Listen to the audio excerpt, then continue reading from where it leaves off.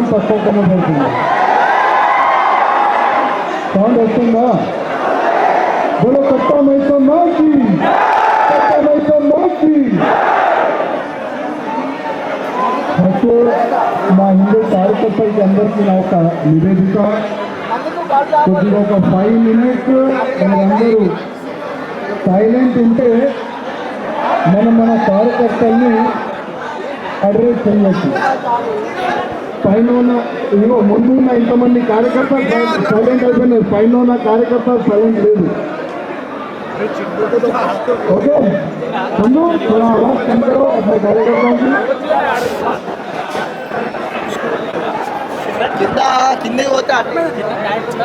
ఇంత పెద్ద సంఖ్యలో వచ్చిన కట్టా మైసమ్మ టెంపుల్ ముందు ఉన్న మా కార్యకర్తలకి నా హృదయపూర్వకంగా ఫస్ట్ అయితే ధన్యవాదాలు. ఎందుకంటే ఒక చిన్న మెసేజ్ కార్యకర్తలకి ఇచ్చినాము. ఇవాళ మనమందరం కలిసిమెలిసి గుడి దర్శనం చేస్తాం అని ఒక చిన్న మెసేజ్కి ఇంతమంది మా కార్యకర్తలు వచ్చినందుకు ఇంకొకసారి హృదయపూర్వకంగా ధన్యవాదాలు. అదేవిధంగా వేదిక పైన ఉన్న కట్టా మైసమ్మ చైర్మన్ గారు, మా అక్కలు, 2 కార్పొరేటర్లు, చాలామంది అధికారులు వేదిక పైన ఉన్నారు. ఇవాళ మా పోలీసు వాళ్ళు అనుకుంటున్నారు ఇవాళ ఏదో రాజాసింగ్ తప్పుగా మాట్లాడతారు, ఏదో చెప్తాడని ఈ విధంగా మా పోలీసు వాళ్ళు అనుకుంటున్నారు. కానీ అట్లా ఏం లేదు. మేము నిజం మాట్లాడతాం. నిజం మాట్లాడే ఆ ధైర్యం మాకు ఉన్నది.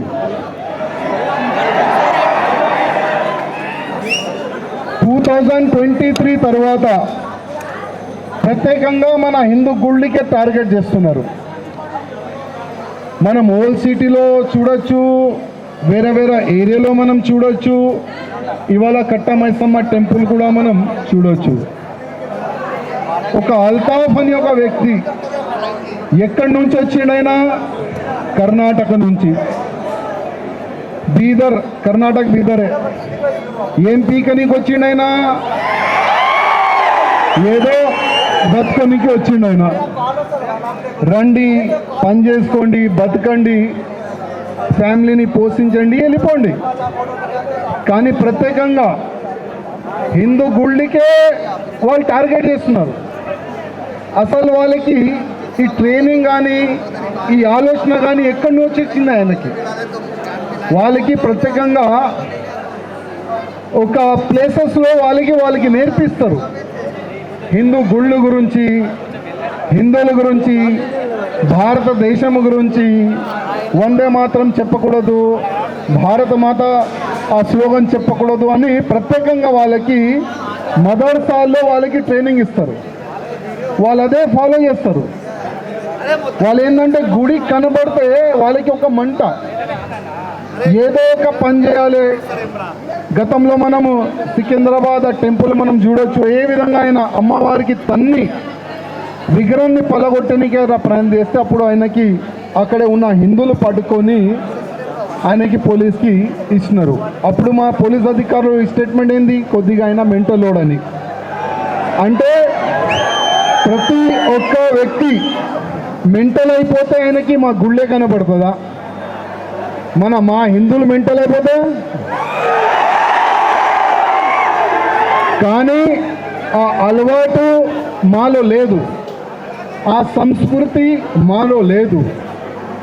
మా పెద్దలు ఏం నేర్పిస్తారు? ఏదైనా ఎవరైనా దేవుడు ఉండని వాళ్ళకి మర్యాద ఇచ్చే ధర్మమే మన హిందూ ధర్మం అని మన పెద్దలు మనకు నేర్పిస్తారు. ఎప్పుడైనా హిస్టరీ మనం చూసుకుంటే బాబ్రీ మస్జిద్ తప్ప ఎక్కడ కూడా మన హిందువులు దాడి చేయలేదు. ఎందుకంటే బాబ్రీ మస్జిద్ ఎందుకు? అది మన రాముడి గుడి పలగొట్టి వాళ్ళు బాబ్రీ మస్జిద్ కడితేనే దాన్ని మనం పలగొట్టినాం. అది మనం రుబాబ్గా మనం చెప్పొచ్చు. కానీ ప్రత్యేకంగా ఎవరైనా ముస్లిం వ్యక్తి మెంటల్ అయిపోతే వాళ్ళకి గుళ్ళే కనబడుతున్నాయి. మనం నిన్న చూడొచ్చు. మనం చూడొచ్చు అయోధ్యలో కాశ్మీరీ నుంచి ఒక వ్యక్తి అయోధ్య వస్తాడు, కొద్ది అంబులెన్స్ ఒకవేళ ఇక్కడ వస్తే దారి ఓకే అక్కడ టర్న్ అయింది. కాశ్మీర్ నుంచి ఒక ముస్లిమ్స్ వ్యక్తి అయోధ్యలో పోతాడో నమాజ్ చదువునికి, ఆయనకి మంచి ట్రీట్మెంట్ ఇచ్చి ఆయనకి ఇప్పుడు యోగి గారు ట్రీట్మెంట్ నడుస్తుంది ఆయన పైన. కానీ మన తెలంగాణ ముఖ్యమంత్రి గారు రేవంత్ రెడ్డి గారికి ఏమైందో అర్థమైతలేదు.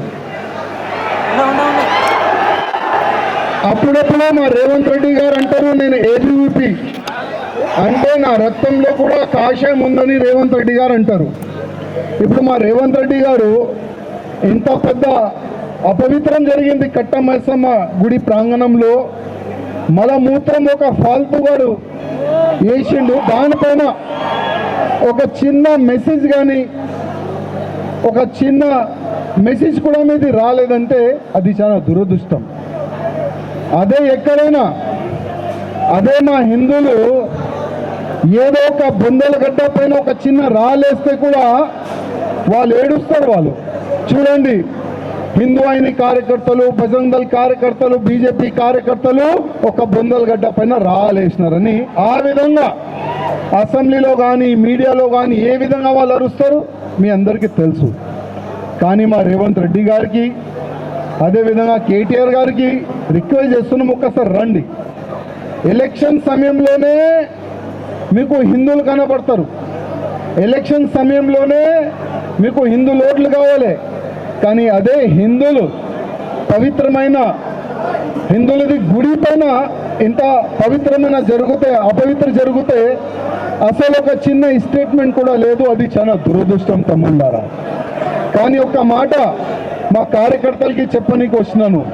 ఓకే, ఆ అల్తాఫ్ తప్పు పని చేసిండు, మన హిందూ అయిన కార్యకర్తలు బజరంగ్ దళ్ కార్యకర్తలు ఆయనకి తన్ని పోలీసులకి ఇస్తున్నారు. కానీ మా పోలీస్ అధికారులకి నా ఒక నివేదిక, మీరు ఆయన పైన మంచి సెక్షన్లు వేసినారు, మీరు వాళ్ళకి రిమాండ్ చేసినారు, ఆయనకి బెయిల్ రాకుండా చూసే బాధ్యత మీ పైన ఉందని మా పోలీస్ అధికారులకి నేను రిక్వెస్ట్ చేస్తున్నాను. ఎందుకంటే మా పైన కూడా ఫేక్ కేసులు వేసి జైలుకి పంపిస్తారు మాకు. అప్పుడు మాకు బెయిల్ రావద్దని పిటిషన్లు గతంలో మీరు వేసినారు, చాలా వరకు పిటిషన్లు మా పైన వేసినారు. అదేవిధంగా ఈ అల్తాఫ్ కూడా బయటికి రావద్దని మీరు పిటిషన్లు వేయాలి, వాళ్ళకి బెయిల్ రాకుండా చూడాలని నా ఒక నివేదిక. అదేవిధంగా ఒకవేళ సెక్షన్లో మార్పు చేయడానికి అవకాశం ఉంటే సెక్షన్లో మార్పు కూడా చేయండి. అసలు ఆయనకి బెయిల్ రాకుండా ఆ విధంగా పెద్ద పెద్ద సెక్షన్లు పెడితే బాగుంటుందని మా పోలీస్ అధికారులకి నా ఒక నివేదిక. అదేవిధంగా మా ముఖ్యమంత్రి రేవంత్ రెడ్డి గారిలో ఆయన బ్లడ్లో కొద్దిగైనా హిందూ ధర్మం పట్ల అది ఉంటే కదా రక్తం, కొద్దిగైనా ఆ రక్తం ఉంటే ఒక కాఫీ పైన కానీ టీ పైన కానీ యోగి గారు ఆదిత్యనాథ్ మన ఉన్నారు కదా బాబా, ఒక టీ తాగిరా కలిసిరా ఒకసారి.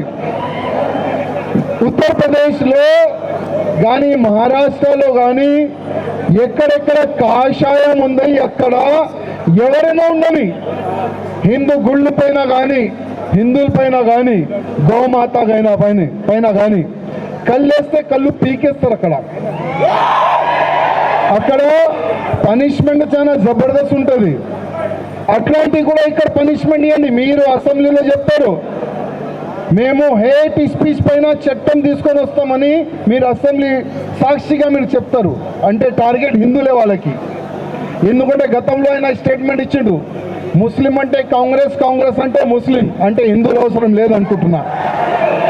ఇట్లాంటి సమయంలో మా హిందువులారా ఆయన ఓపెన్ అన్నాడు, మా పార్టీ ముస్లిం పార్టీ అన్నాడు.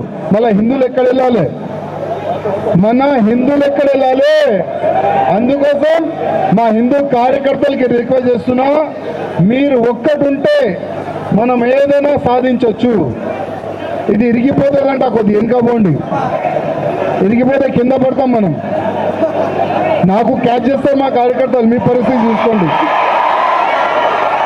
కొద్ది చూసి. అందుకోసం కార్యకర్తలారా మనం ఒకటి ఉండాలి. ఇంకోటి ఒక మాట సీరియస్, ఏ నాయకుల పైన మీరు ఆధారం ఉండకండి. ఏ నాయకులపైన మీరు ఆధారం ఉండకండి. ఎందుకంటే ఇట్లాంటి సిచ్యువేషన్ వస్తే ఫస్ట్ నాయకులకి హౌస్ అరెస్ట్ చేస్తారు మా పోలీసులు. మేము ఇక్కడ ఎట్లా వేసినాం అది మాకే తెలుసు. దాదాపు మాకు కూడా ఆ పనికి ప్రయత్నం చేస్తే మళ్ళీ మా డీసీపీ గారికి రిక్వెస్ట్ చేసినాము, సారు మా ఉద్దేశం గడబడి చేయడానికి లేదు. మా ఉద్దేశం ఏంది, మా కార్యకర్తలతో కలవాలి, గుడి దర్శనం చేయాలి. తప్పు జరిగింది, దాని గురించే మేము మాట్లాడడానికి వచ్చినాము. మిగతా ఉద్దేశం మాది లేదు. ఉద్దేశం ఉంటే ఇక్కడ వరకు ఎందుకు వస్తాం, ఎక్కడో పోతాం మేము.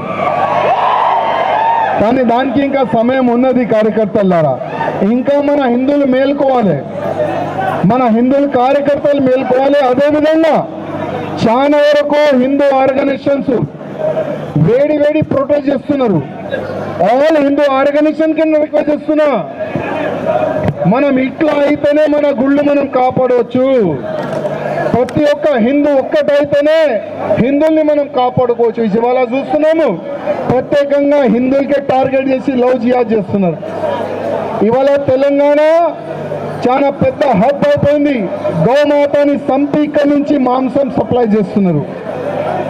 ఇట్లాంటి సమయంలో అన్ని హిందూ సంఘాలు ఒక్కటి కావాలి, ప్రతి ఒక్క హిందూ కార్యకర్తలు ఒక్కటి కావాలి. జాతి కులం చూడకుండా నేను హిందూ నువ్వు హిందూ మనమందరం ఉన్న తమ్ముళ్ళు, ఆ విధంగా ఒక ఫీలింగ్ మన ప్రతి ఒక్క హిందువులు రావాలి అనే నేను అమ్మవారికి కోరుతున్నాను. మా కార్యకర్తలు కూడా కోరుకుంటున్నాను. కార్యకర్తలారా మీరు వచ్చినారు, చాలా ధన్యవాదం. ఎట్టి పరిస్థితిలో ఆ అల్తాఫ్కి బెల్ రాకుండా మనం చూడాలి. మా పోలీస్ అధికారులు కూడా రిక్వెస్ట్ చేస్తున్నా, ఆయనకి బెల్ రాకుండా మీరు చూడండి. అదేవిధంగా ఎక్కడెక్కడ మన హిందూ గుళ్ళు ఉన్నాయి, ఈ అల్తాఫ్ అనే వాళ్ళు ఎంతమంది అక్కడ పూలు అమ్ముతున్నారు, ఎంతమంది అక్కడ కొబ్బరికాయ అమ్ముతున్నారు, ఎంతమంది మన గుళ్ళు సరౌండింగ్ బిజినెస్ చేస్తున్నారు ఐడెంటిఫై చేయండి. వాళ్ళకి చెప్పండి మా గుడి నుంచి వెళ్ళిపో, మా గుడి ప్రాంగణం నుంచి వెళ్ళిపో. లేకపోతే మన భాషలో వాళ్ళు కూడా మనం నేర్పిస్తాం. ఎందుకంటే మన గుడి దగ్గర ఉండి మన హిందువుల డబ్బులతోని బతికి మన గుడికి వాళ్ళు టార్గెట్ చేస్తున్నారు. అందుకోసం హిందువులారా ఆల్ మన సోషల్ మీడియాలో కానీ వాట్సాప్లో కానీ ఒక మెసేజ్ ఫార్వర్డ్ చేయండి. ఏదైనా ₹1 ఐటమ్ కొనాలంటే ఎవరితో కొనాలి? కొబ్బరికాయ ఎవరితో కొనాలి? పూలు ఎవరితో కొనాలి? ఆ ఒక్క అవేర్నెస్ మనలో వచ్చేస్తే వీళ్ళు మన కాలపైన పడతారు. తమ్ముళ్ళరా మాతోని తప్పైంది, మాతోని కొనండి, మేము మీతోని కలిసిమెలిసి ఉంటాం. ఆ విధంగా వీళ్ళు మన ముందు వంగుతారు. ఆ మాట మీరు యాద పెట్టుకో తమ్ముళ్ళారా. ఏదైనా కొనాలంటే ఎవరితో కొనాలి?